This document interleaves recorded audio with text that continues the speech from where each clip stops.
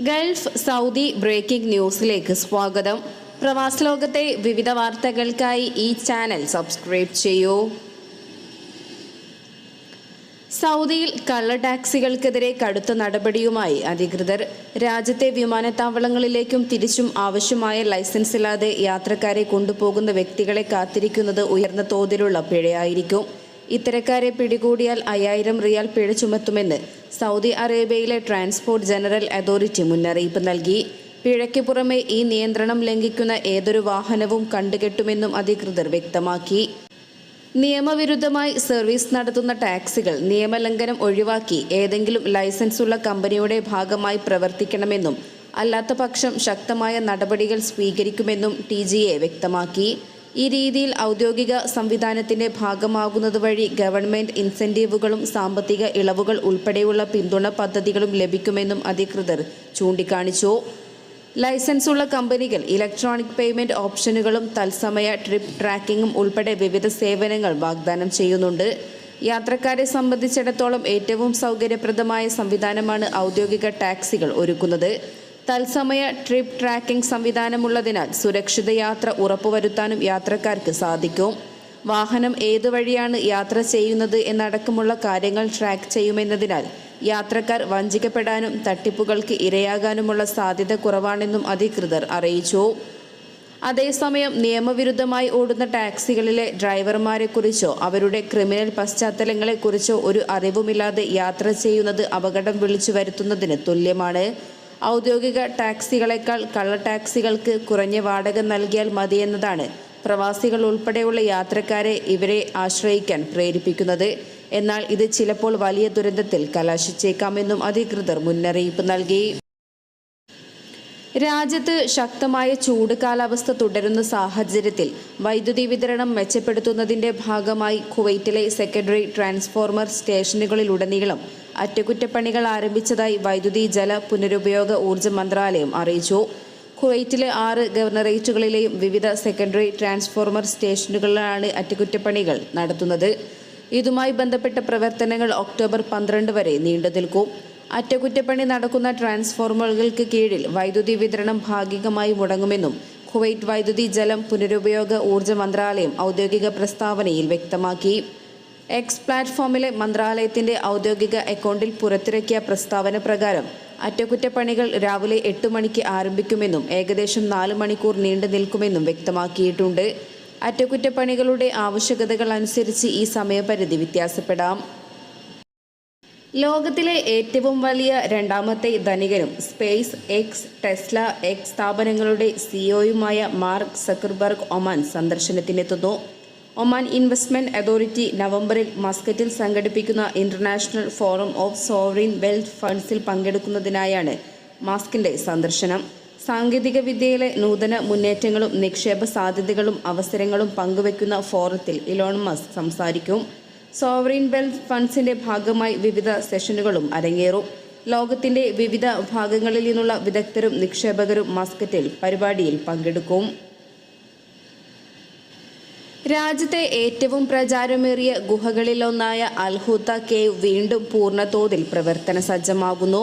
Train service ഉൾപ്പെടെയുള്ള കേവിൽ സാങ്കേതിക കാരണങ്ങളാൽ നിലയ്ക്കുകയായിരുന്നു.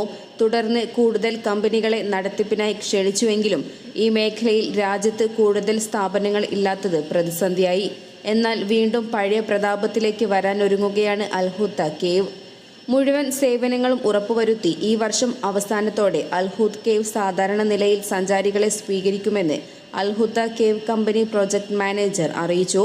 പുതിയ ട്രാൻസ്പോർട്ട് സംവിധാനം കൂടി സ്ഥാപിക്കും. പ്രവേശന നിരക്കിനെ ബാധിക്കാത്ത നിലയിലാകും ഇവ ഒരുക്കുകയെന്നും അദ്ദേഹം അറിയിച്ചു. ട്രെയിൻ സർവീസ് പുനരാരംഭിക്കുന്നതിനായി ഇറാനിൽ നിന്നുള്ള വിദഗ്ധ സംഘമെത്തി നേരത്തെ സാങ്കേതിക പരിശോധന പൂർത്തിയാക്കിയിരുന്നു. നേരത്തെ സുരക്ഷിതമല്ലെന്ന റിപ്പോർട്ടിന്റെ അടിസ്ഥാനത്തിലാണ് താൽക്കാലികമായി ട്രെയിൻ സർവീസ് നിർത്തിവച്ചിരുന്നത്. ഉടൻ തന്നെ പ്രശ്നങ്ങൾ പരിഹരിച്ച് സുരക്ഷിതമായി സർവീസ് നടത്തുമെന്നും ഇബ്രാഹിം അൽ വഹീബി കൂട്ടിച്ചേർത്തു. അതേസമയം കേവിലേക്ക് കൂടുതൽ സഞ്ചാരികളെ ആകർഷിക്കാനും അധികൃതർ ലക്ഷ്യമിടുന്നുണ്ട്. സന്ദർശകർക്ക് കേവിന്റെ ഉൾവശം കൂടുതൽ പ്രദേശങ്ങളിൽ പ്രവേശനത്തിന് സൗകര്യം ഒരുക്കിയിട്ടുണ്ട്. ദാഖ്ലിയ ഗവർണറേറ്റിലെ അൽ ഹംറ വിലായത്തിൽ സ്ഥിതി ചെയ്യുന്ന അൽഹുത്ത കേവിൽ കോവിഡിന് മുമ്പ് വർഷത്തിൽ 50,000 മുതൽ 60,000 വരെ സന്ദർശകർ എത്തിയിരുന്നു. ആഭ്യന്തര സഞ്ചാരികൾക്ക് പുറമെ വിദേശ രാജ്യങ്ങളിൽ നിന്നുള്ളവരും പഠന സംഘങ്ങളും കേവിൽ എത്തിയിരുന്നു. എന്നാൽ നിലവിൽ സന്ദർശകരുടെ എണ്ണം 12,000-ആയി കുറഞ്ഞു. അതേസമയം ചൂട് കുറയുന്നതോടെ കൂടുതൽ സഞ്ചാരികൾ എത്തുമെന്ന പ്രതീക്ഷയിലാണ് അധികൃതർ. ഇത്തരം കേവുകളെക്കുറിച്ച് പഠിക്കാനെത്തുന്നവരെയും അൽഹുദ്ദ സ്വാഗതം ചെയ്യുന്നു. ഒമാൻ തീരത്തോട് ചേർന്ന് കടലിൽ ഭൂചലനം. ഹൈമയിൽ നിന്നും 292 കിലോമീറ്റർ അകലെ അറബിക്കടലിലാണ് ഇന്നലെ വൈകുന്നേരം ഭൂചലനം റിപ്പോർട്ട് ചെയ്തതെന്ന് സുൽത്താൻ ഖാബൂസ് യൂണിവേഴ്സിറ്റി ഭൂകമ്പ നിരീക്ഷണ കേന്ദ്രം അറിയിച്ചു. റിക്ടർ സ്കെയിലിൽ 3.3 തീവ്രതയിലും 32 കിലോമീറ്റർ ആഴത്തിലും രേഖപ്പെടുത്തിയ ഭൂചലനം പ്രാദേശിക സമയം 6:55-നാണ് അനുഭവപ്പെട്ടത്. മസ്കറ്റ് ഗവർണറേറ്റിന് ആഘോഷരാവൊരുക്കാൻ മസ്കറ്റ് നൈറ്റ് ഫെസ്റ്റിവൽ വീണ്ടും എത്തുന്നു. ഡിസംബർ 23 മുതൽ ജനുവരി 21 വരെയുള്ള ദിവസങ്ങളിലായി നഗരത്തിന്റെ വിവിധ ഭാഗങ്ങളിൽ വ്യത്യസ്ത പരിപാടികളോടെ ഫെസ്റ്റിവൽ അരങ്ങേറുമെന്ന് ഭാരവാഹികൾ അറിയിച്ചു. ഫെസ്റ്റിവലിന്റെ ഭാഗമാകാൻ താൽപ്പര്യമുള്ള കമ്പനികൾക്ക് ടെൻഡർ രേഖകൾ കൈപ്പറ്റുന്നതിനുള്ള സമയപരിധി ഈ മാസം 13-ആയി പുതുക്കി നിശ്ചയിച്ചിട്ടുണ്ട്. ഒക്ടോബർ 20-ന് മുമ്പ് ടെൻഡർ സമർപ്പിക്കണം.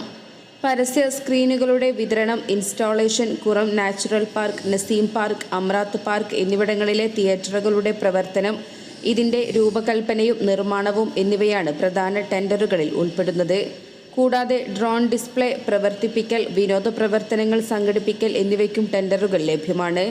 താൽപ്പര്യമുള്ള കമ്പനികൾക്ക് നിശ്ചിത സമയപരിധിക്കുള്ളിൽ ഈ ടെൻഡറിംഗ് വെബ്സൈറ്റ് വഴി ബിഡ് സമർപ്പിക്കാം. ചരിത്രവും പാരമ്പര്യവും കലകളും ഭക്ഷണവും ആഘോഷിക്കുന്ന ഒമാനിലെ ഏറ്റവും വലിയ സാംസ്കാരിക പരിപാടികളിലൊന്നാണ് മസ്കറ്റ് ഫെസ്റ്റിവൽ. സ്വദേശികളും വിദേശികളും അടങ്ങുന്ന വലിയ സമൂഹമാണ് ദിവസവും ഫെസ്റ്റിവൽ വേദികളിൽ എത്താറുള്ളത്. കുടുംബങ്ങളായി എത്തുന്നവരാണ് ഏറെയും. അൽ ഹജർ പർവ്വതനിരകളിലും സമീപ പ്രദേശങ്ങളിലും ഇന്നു മുതൽ വ്യത്യസ്ത തീവ്രതയിലുള്ള മഴയ്ക്ക് സാധ്യതയുണ്ടെന്ന് കാലാവസ്ഥാ നിരീക്ഷണ കേന്ദ്രം മുന്നറിയിപ്പ്. ബുധനാഴ്ച വരെ മഴ തുടരും. മലയിടുക്കുകളിൽ ജലമൊഴുക്ക് വർദ്ധിക്കാനും വാദികൾ നിറഞ്ഞു കവിയാനും സാധ്യതയുണ്ട്. പെട്ടെന്നുള്ള വെള്ളപ്പൊക്കത്തിനും കാരണമാകുമെന്നും അധികൃതർ മുന്നറിയിപ്പ് നൽകുന്നു. ഔദ്യോഗിക കേന്ദ്രങ്ങളിൽ നിന്നുള്ള കാലാവസ്ഥാ മുന്നറിയിപ്പുകൾ ശ്രദ്ധിക്കണമെന്നും സ്വദേശികളും താമസക്കാരും ആവശ്യമായ മുൻകരുതൽ നടപടികൾ സ്വീകരിക്കണമെന്നും കാലാവസ്ഥാ നിരീക്ഷണ കേന്ദ്രം ആവശ്യപ്പെട്ടു.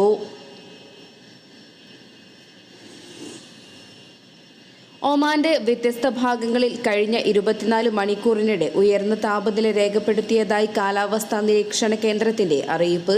സൊഹറിലാണ് ഏറ്റവും ഉയർന്ന അന്തരീക്ഷ ഊഷ്മാവ് റിപ്പോർട്ട് ചെയ്തത്, 44.4 ഡിഗ്രി സെൽഷ്യസ്.